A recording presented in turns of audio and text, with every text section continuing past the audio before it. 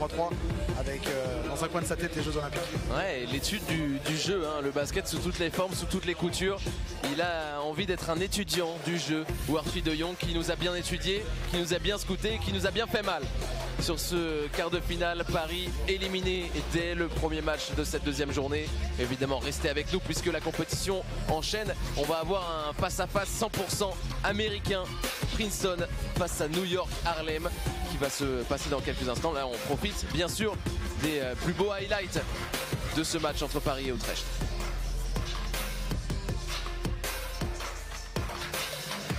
Paris qui avait très bien attaqué effectivement cette rencontre en bénéficiant justement d'une adresse folle.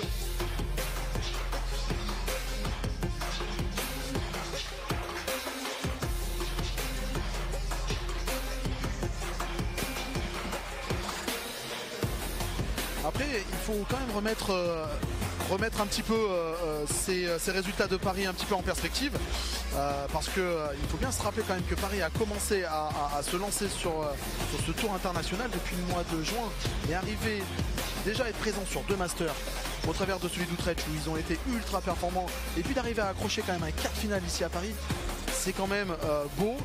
Il va falloir qu'ils arrivent à capitaliser, à passer les poules très régulièrement et puis peut-être à passer encore un step en allant chercher des demi-finales, des finales.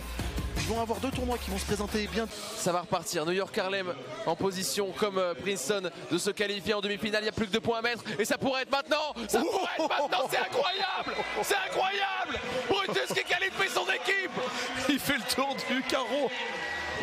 Et il s'arrête pas. Préparé. Morgano qui est mort de rire. Lui qui était pendant un KO, une interruption de quasiment 5 minutes pour éliminer Princeton en un shoot. Et sur la blessure de Morgano. Et le match a repris d'un coup. Et Brutus qui sort de sa boîte avec ce tir. Mais fantastique. Et puis... Buzzer beater, Maurice Lacroix, Brutus time, Brutus show. La joie coup de Brutus. Ah, il a assassiné un énorme sourire tout en dehors. Il a fait le tour du carreau et il compte. De dingue, une interruption avec Morgano qui évidemment ne l'avait pas fait exprès, hein. Il a pris un coup, un KO technique et il est toujours sur le banc et il continue d'être observé par les médecins pour vérifier que évidemment il puisse bien jouer tout à l'heure, hein, parce que Morgano pourra ou non accompagner cette équipe de New York Harlem en demi-finale. Alors c'est toujours un petit peu compliqué hein, parce que forcément le joueur lui va vouloir continuer, mais l'équipe médicale il va être sûr qu'il va bien. Alors que là on revoit effectivement les highlights du match. On a eu un match mais fantastique hein, qui était extrêmement plaisant entre les 2 équipes américaines de Princeton et de New York Harlem avec ce finish dantesque et cet énorme tir de Kidani Brutus. Incroyable, il a pris ce tir mais venu d'un autre monde et puis surtout avec cette interruption qui a duré presque 10 minutes je dirais. Ouais, l'assassin de César Brutus, l'assassin de Princeton désormais. Les quelques highlights de cette rencontre avec Liman, première équipe qualifiée et il pourrait y en avoir 2 si Hub venait à se qualifier dans ce nouveau quart de finale contre Vienne. Le dernier ticket pour la demi, hein, Yann, qui nous attend dans quelques instants. Ah oui, mais est-ce que Hub va essayer en tout cas de montrer un autre visage que hier, parce qu'ils ont été mis en difficulté face à Utrecht.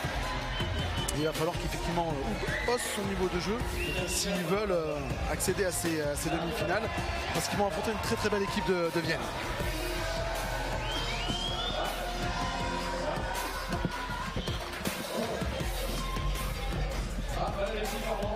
Alors qu'on voit ces très belles highlights de ce match entre Liman et Jeddah, avec un Liman extrêmement sérieux tout au long de la partie.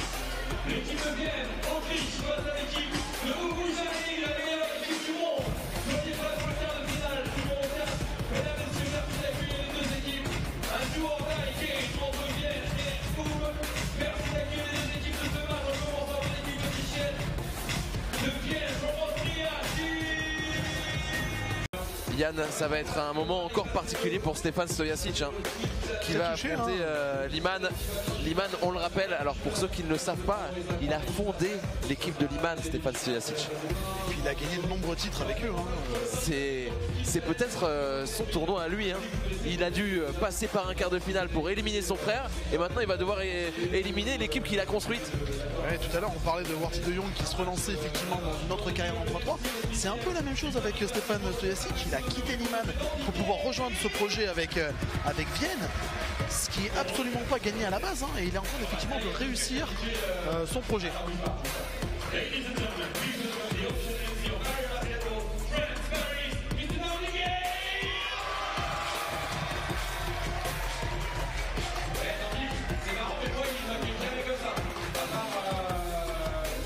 Alors j'ai été impressionné moi par le niveau de jeu de Vienne qui a joué d'une justesse incroyable. Ils ont été très très bien dans l'alternance. Ils ont été à la fois à droite, mais ils ont aussi trouvé des situations proches du cercle, notamment avec ces petites feintes de tir pour pouvoir retrouver le joueur qui roulait au cercle très très fort, et Quincy Higgs. Les Néerlandais en position de disputer leur première finale 2022. Ça va se passer avec un énorme dunk. Le héros s'appelle Van der List. Les Néerlandais sont en finale. Quel dunk! Quel dunk! Quelle claquette du géant, 2m13. Les Pays-Bas dans quelques instants la deuxième demi-finale. Et on revoit ces formidables images, ces highlights entre l'équipe d'Utrecht, les Néerlandais, face à New York Harlem. Et on a eu encore un scénario de dingue, parce qu'on a bien cru qu'effectivement New York Harlem allait coiffer sur le poteau Utrecht, et malheureusement Dominic Jones a loupé ce lancer franc incroyable. Vraiment, je pensais sincèrement qu'il allait réussir les deux lancers et peut-être coiffer effectivement sur le poteau cette équipe de Utrecht. Et finalement, il loupe le lancer, ça relance complètement le match. Et Van der List est venu conclure, paraffer cette fin de rencontre par cet énorme dunk qu'on va revoir, je pense, dans les highlights. Warty de Jong a été d'une justesse aussi sur ce match, terrible.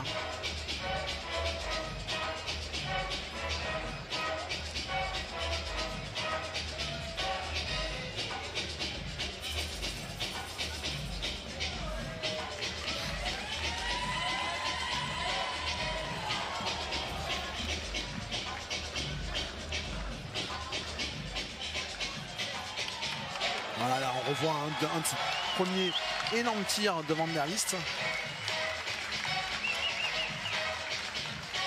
Là, c'est la situation où effectivement Dominic Jones s'est retrouvé effectivement au lancer franc. Et puis cet énorme dunk de Van der List. Non, non, non. Non. C'est pas humain ce que fait Stojacic. Il a fusionné avec son frangin.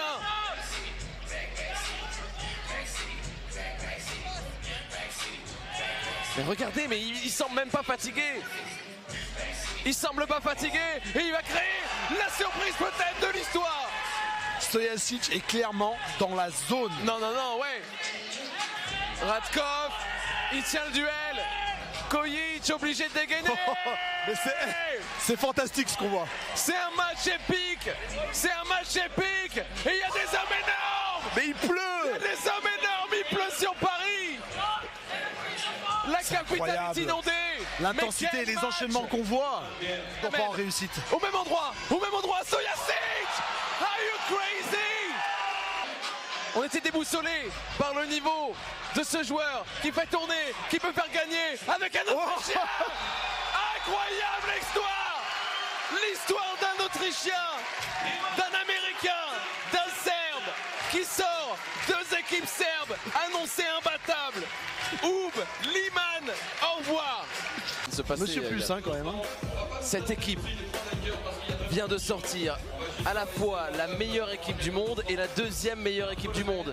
Stojacic vient d'éliminer à la fois son petit frère numéro 1 mondial et l'équipe qu'il a créée. Le scénario est monumental. On va retrouver, je crois, Richard Dacoury dans quelques instants, s'il est prêt, avec Lucien dans quelques secondes maintenant, après bien sûr ces highlights qui nous ont marqué, qui vous ont marqué et qui resteront comme l'un des très grands matchs de la saison 2022. Hein. On n'en a pas vu beaucoup des comme ça, alors on a été gâtés, mais un comme ça. Non mais alors à ce niveau-là, on a vu quelques-uns, mais peut-être pas cette saison. Là vraiment, là, on a eu un match totalement exceptionnel. Alors, on revoit les plus belles images de Et ce moi, match. ce qui me paraît dingue aussi sur Stefan Stojacic, c'est sa capacité physiquement à ne jamais sembler éprouvé, à ne jamais sembler être fatigué. C'est une qualité fondamentale dans le 3-3, de façon à pouvoir garder ce niveau de lucidité, d'adresse, de bout en bout. Hein, et les plus grandes équipes, celles qui sont capables de pouvoir répéter ce genre de prestations-là. Viennent sur le point de réaliser le tournoi parfait après avoir sorti les Serbes par 2 fois. c'est fini. Il gagne contre Utrecht en finale. L'homme de la situation, Mister Robot, né pour ces moments. Avec Vienne, il marque l'histoire du basket 3-3 autrichien en remportant le premier titre dans un master à Paris pour la première fois de l'histoire. C'est dingue. Ah, il est ému. Dingue. Ah, il est ému. Son équipe, la classe, la classe, la classe. Il vient d'accrocher son 8e master. Mais je pense que celui-là, il a une saveur. Une saveur vraiment 8e particulière. master et premier avec Vienne. Premier avec Vienne. Revenir, effectivement, après cette blessure, il était physiquement, mais au point, il était vraiment en forme. Et je pense qu'il faut effectivement atteindre ce niveau physique-là si vous voulez pouvoir briller au plus haut niveau. Quelle finale en apothéose. On avait eu des quarts de surprise, pardon, des quarts de très haute volée. Que dire des demi-finales qui ont été épiques, surprenantes. Tous les qualificatifs nous manquent. Mais cette finale, elle a une saveur. C'était vraiment un feu d'artifice à Paris, au carreau du Temple, en direct sur Sport en France. Quelle émotion pour cet homme qui a battu son frère, qui a battu l'équipe qu'il a créée et qui a fait gagner pour la première fois de son histoire l'équipe de Vienne. Incroyable. Et forcément, c'est pas l'ambiance dans laquelle ils sont. C'est normal, il est sacrément content. Hein. Ah bah là, il vit le plus beau moment de sa vie. Hein. Je sais pas s'il a eu un enfant, mais Il veut dévorer le chèque. MVP sans suspense possible. Voilà. Le prix qui est remis par Jean-Pierre Inclair, la Fédération française de basket. Incontestable, hein, ce type de MVP. Hein.